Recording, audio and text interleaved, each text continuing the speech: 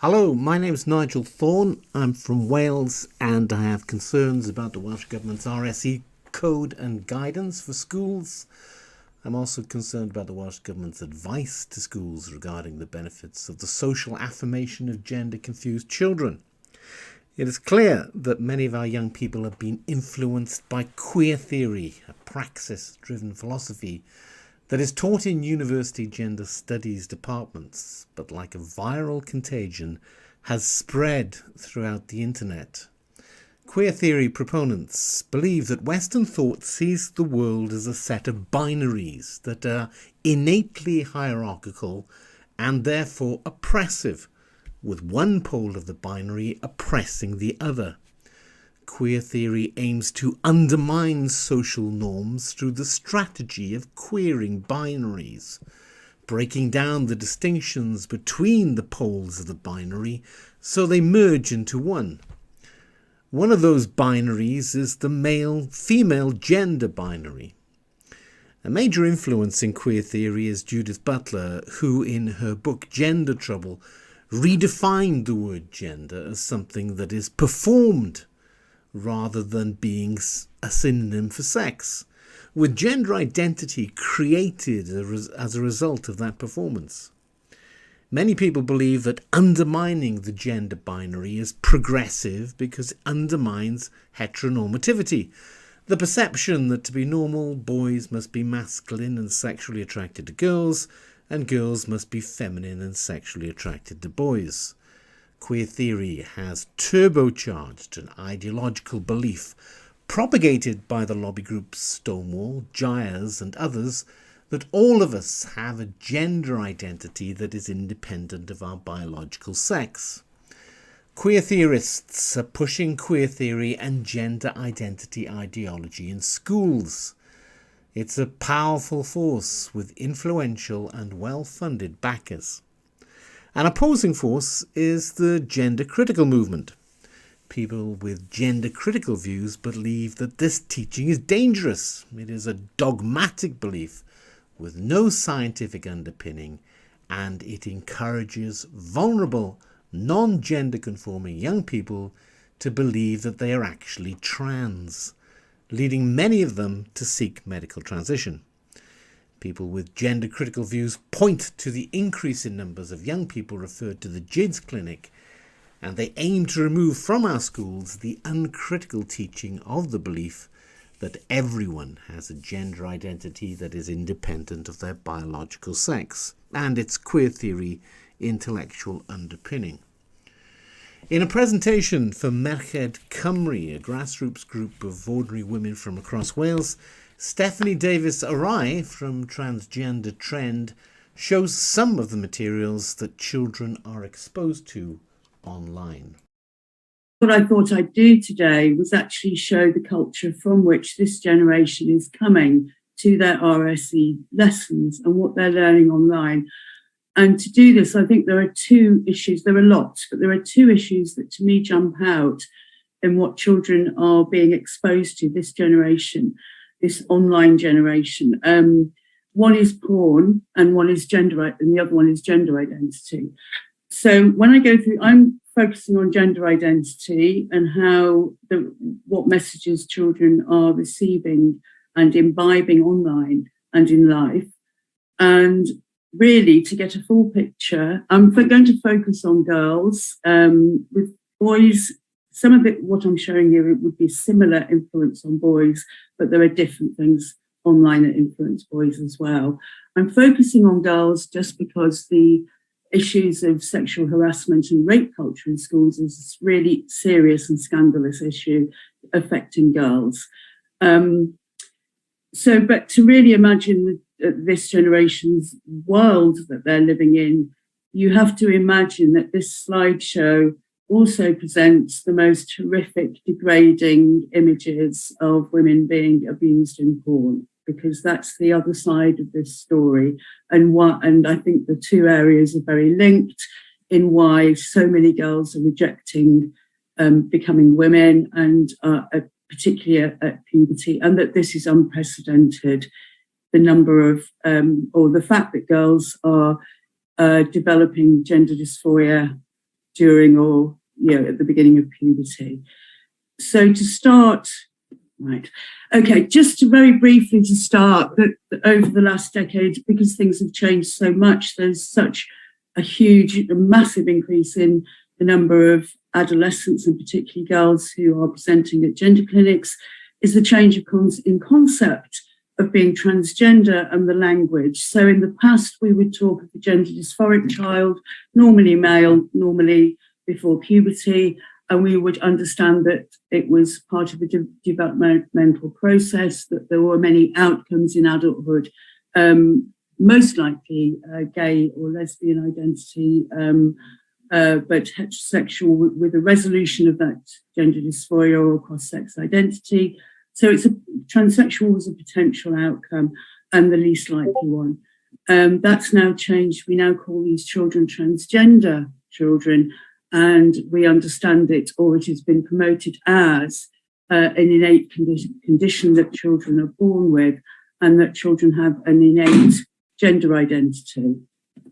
So this is a slide from GIAS, the Gender Identity Research and Education Society, and this is from a document. It's the first sort of schools anti-bullying document that I know of. It was published by the Home Office in 2008, and then a second version in 2010. And this is the idea that in the womb, you have an idea or an inner sense of being a boy or a girl right from the start, even though gender is seen as a social construct. It's somehow also there before birth, before you have any social understanding.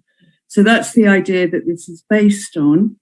And now let's look at what children are seeing online. I'm going to go through this as quickly as I can, because I want you to feel bombarded with this just as teenagers are.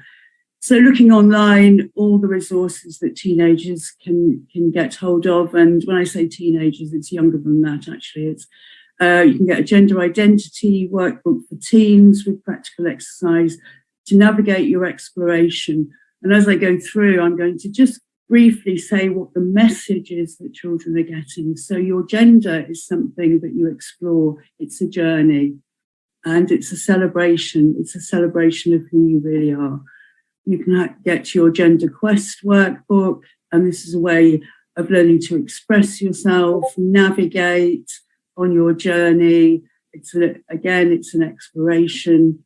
And you can get your gender journey journal where you can write every day. And some of these exercises within these journals include images such as the river with bends in it. And at every bend in the river, you can decide, you have a moment of do you turn and every part of children's behaviour, they are encouraged to interpret through the lens of gender. Does this behaviour, does this interest make me a girl or a boy? So this is a new task for this generation that no other generation has had to do, to find out themselves if they are a boy or a girl.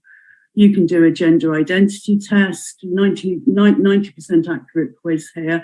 So this quiz tells children that governments dictate and impose gender at birth, and of course sometimes make mistakes as parents do, that whether you're born male or female is irrelevant, that you could be a girl or a boy despite your biological sex.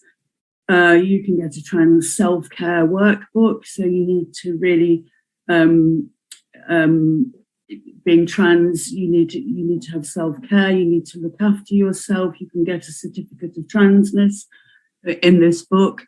And this introduces us to the idea of cisgender. It says, or one of the messages I think that is coming from an adult activist movement, this certificate verifies that name is trans enough to identify as whatever, and anyone who says otherwise can go eat rocks. So this is one of the key messages, that nobody else has the right to question you, only you know who you are.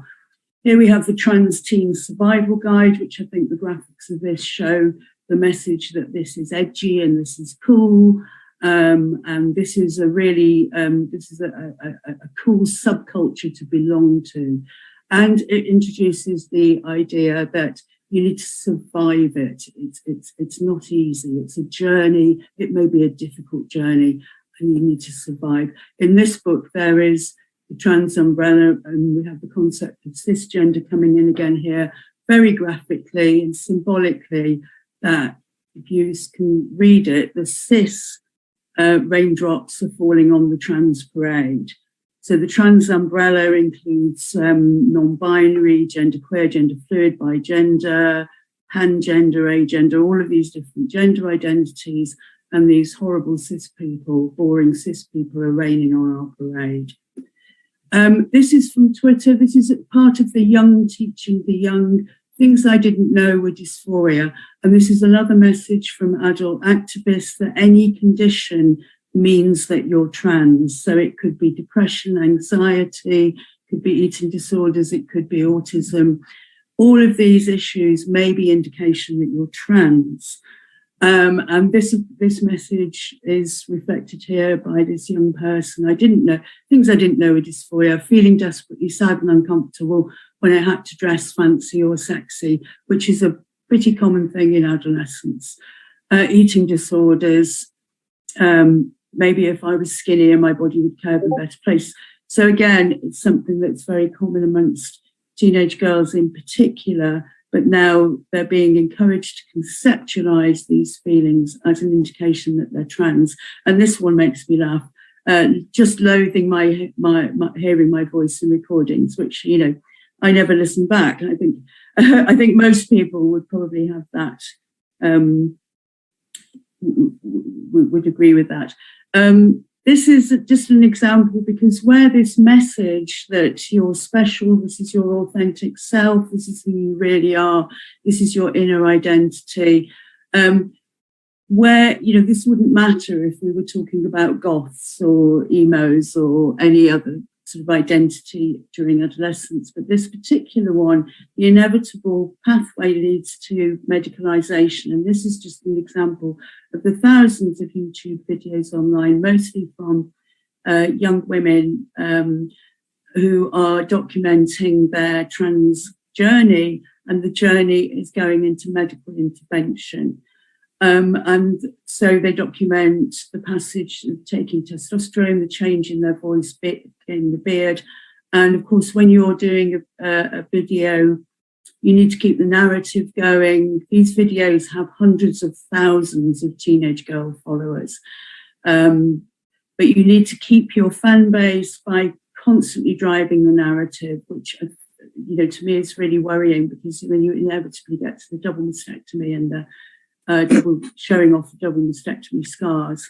So that's just one example, my 1 year on testosterone transition video. And these videos really glamorize, the world that our children live in. There are influencers and YouTube stars. They're very, very well known. And a lot of these transitioners are very well known online. And again, it's the girls watching these videos see these people as experts. Now, I don't want to put exploitative pictures up. I'm using this one. I'll move on quickly. Just to show, this is Pink News doing a project with Snapchat, Pure Trans Joy. And this is from a girls' school, and part of the glamorization of gender identity is everybody has their different flag. But note on this chart who has the flag with grey stripes, the boring cisgender child, and which adolescent would admit to being the boring cisgender child. And this is the genderbread person, which is used in schools, which describes sex as a quality of maleness or femaleness. So not a biological material reality. This message is going to younger children. The message is that if you have likes or interests more associated with the opposite sex, then you really are the opposite sex. And there's a selection of books for early years and primary years, and a book for schools which tells which is the first book to teach children about medical transition, and it's aimed at 7-year-olds upwards. And this is going out into the wider world. This is the Science Museum, which shows that you can have a prosthetic penis if you're a girl and you identify as a boy. And I've finished with just that slide to show this is really an illustration of the wider culture that our children are being brought up in. So I think for the RSE curriculum, we need to ask the question, do we reinforce these messages that children are learning online? Is it helpful or is it harmful to children to understand themselves through the lens of gender identity? Is it good for children's mental health to be constantly examining and analysing their personalities in terms of gender, or is it causing mental health problems? And how do we help children manage all of these messages they are bombarded with online, in school, in wider society? How do we help them critically examine and analyse the materials that they're seeing? The Welsh Government's RSE code and supporting material has been developed by Professor Emma Reynolds, an academic from Cardiff University. Professor Reynolds is a huge enthusiast for queer theory. In a paper entitled Girls, Boys and Junior Sexualities, Exploring Children's Gender and Sexual Relations in the Primary School, published in 2007, Professor Reynolds quotes academic Richard Johnson. Queer theory is linked to forms of politics which deliberately seek to break down the fixed boundaries between the hetero, homo, gender and other binaries, to multiply sexual categories and ultimately dissolve them. Queer theory is a political movement that's had a massive influence on the development of the RSE code and supporting material. Agenda is an online resource created for secondary school pupils by Professor Reynolds. Agenda has been approved by Cardiff University, the NSPCC, the former Children's Commissioner for Wales, Welsh Women's Aid and the Welsh Government. It has also been recommended for use in schools by Estyn. Within the Agenda resource, children are encouraged to reflect on their gender and to get beyond the binary. As Professor Reynolds explains, Agenda is available for use for all schools in Wales. And over the last 3 years, we've been sharing this creative praxis in an innovative professional learning programme for teachers in Wales who are preparing for the new statutory relationships and sexuality education curriculum, a curriculum which I continue to have the privilege to inform and shape.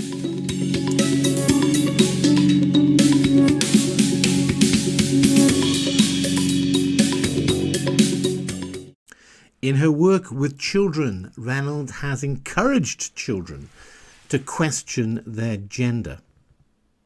Start supporting us for who we want to become regardless of our gender. Start respecting everyone's unique talent and start supporting equality and happiness. Grando ar nomni. Start making peace in the world. Listen to us, what we're saying right now.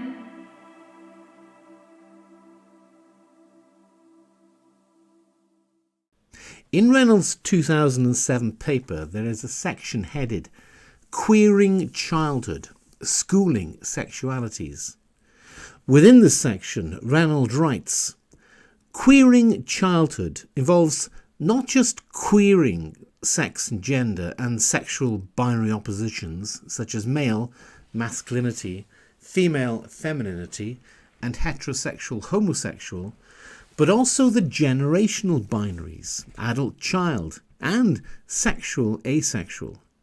More specifically then, queering childhood pushes us to identify and think otherwise about, and thus trouble, the heterogendered and heterosexualized nature of identity categories, such as girl, boy, and child. Despite widespread concerns, the Welsh Government are intent on pushing queer theory and gender identity ideology into schools and wider society. In their recently published LGBTQ+ action plan, the government push gender identity ideology.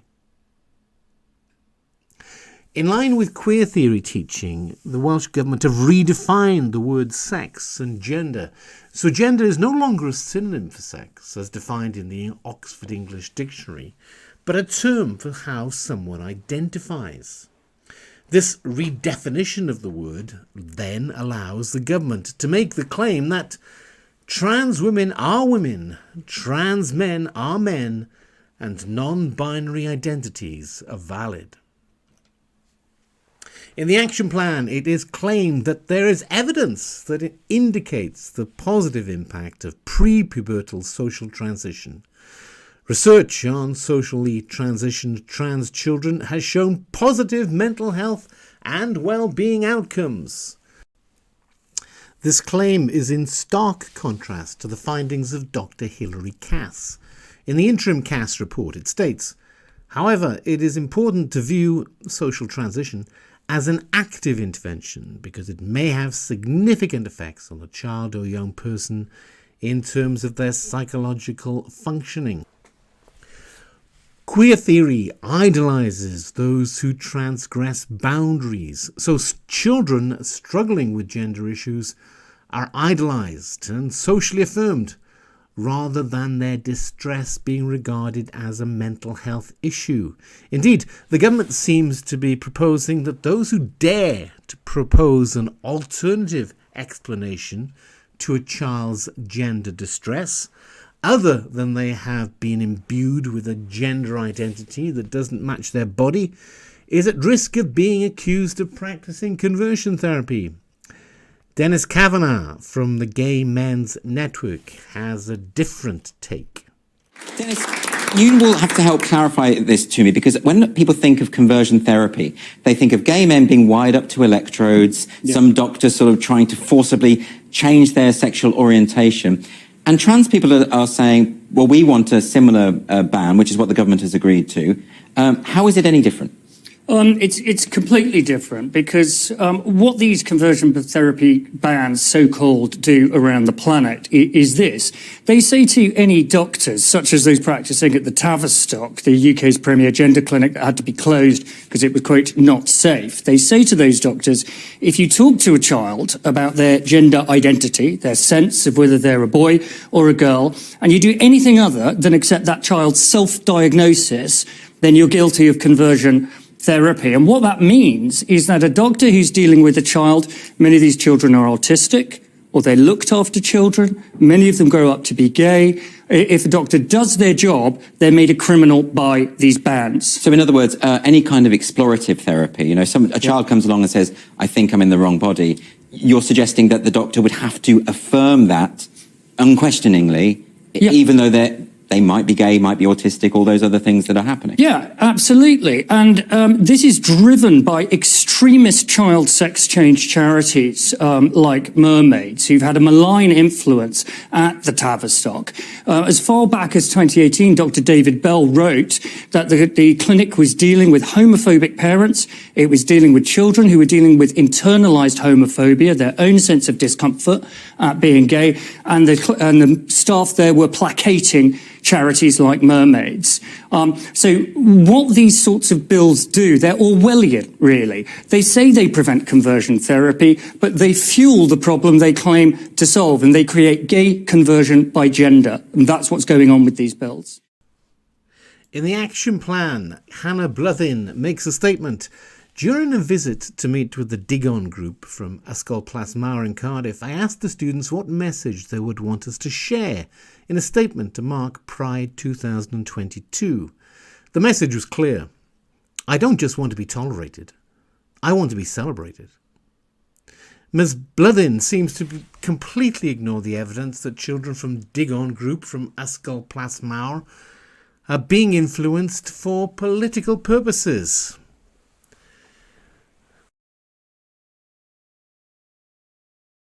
Other people have different views from the Welsh Government about the influence of queer theory. Hello folks, this is Jester Extra. It's a dull, miserable looking day. Okay, so let's just go through this, alright? It's an article from the Telegraph, and it comes off of the back of the release of a new book called Time to Think, which was, gosh, it was overdue, but I'm so glad it's here now. I put the link to the book in the comments section below, not comments, description section below. But I'm going to take us through this article in the hope that those that haven't read it will perhaps just listen to what I'm saying, and that maybe what this article implies could in some way get people to understand that we need to undo the damage that has been done by ideologues and the ideologically deranged to some of the most vulnerable people in our society, and to gay, lesbian and autistic children. So I'll begin. It's written by Gordon Rayner, Associate Editor at The Telegraph. It's entitled The Tavistock Clinic Ignored Link Between Autism and Transgender Children. The Tavistock Clinic ignored evidence that 97.5% of children seeking sex changes had autism, depression, or other problems that might have explained their unhappiness, a new book claims. Staff at the NHS facility was so determined to push a pro-transgender policy that children who might not have been trans were treated as collateral damage by clinicians who labelled doubters transphobic, a whistleblower has said.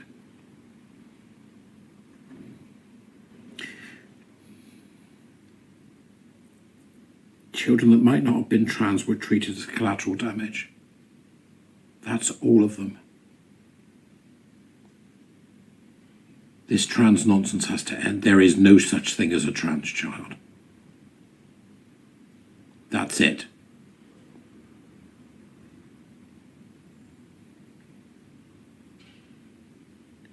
It's just pure evil. 97.5% had autism. They were treated as collateral damage. Now, this is a whistleblower that's saying this. The book was written by an individual. It's going to need looking at, but I bet your bottom dollar that the lawyers had a very close look at this before they let it get out. 7. You know, I knew about this, and lots of you know about this, but to see it written down so starkly is utterly devastating.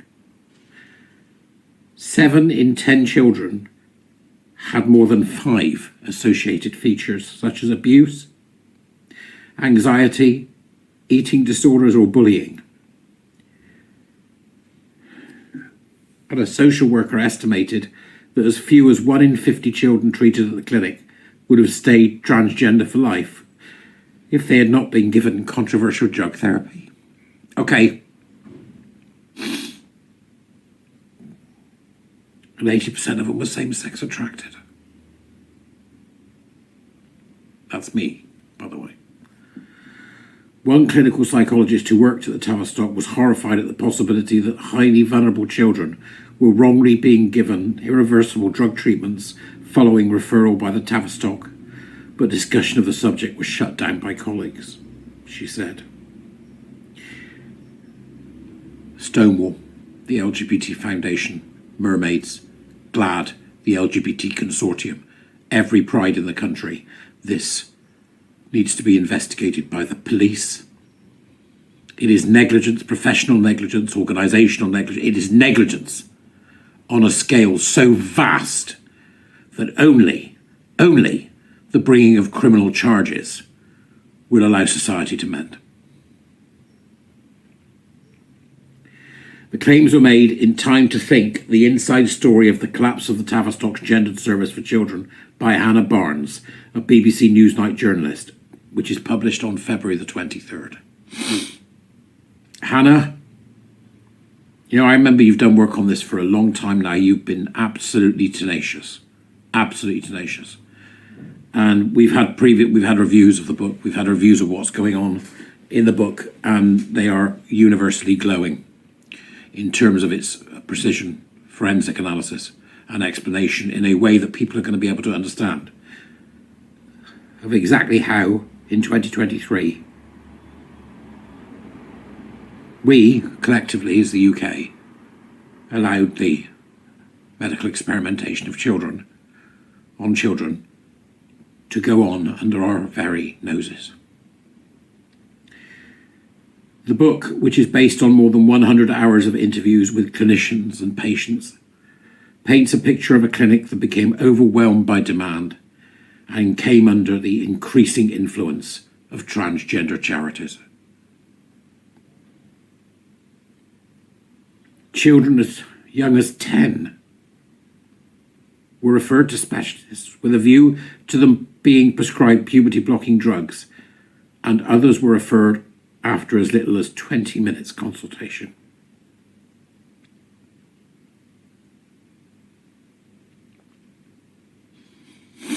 How do you deal with such a collective failure as a nation? And how do we mend? How do you deal with such a collective failure? You know, people have been calling and saying this is wrong for years, including me. But what was it about our society that allowed this to happen? What was it? What made us fall so easily for ideological derangements of this kind, and we continue to do so? What stopped us? What actually made this happen? How did this happen? It is absolutely right that we now see that this needs to be halted on every level, but how did we as a country allow this to happen? Allow it to escape the bonds and boundaries of academia and become an ideological cult that has damaged so many people? Those parents who would prefer that their child's childhood was not queered may wish to support Public Child Protection Wales.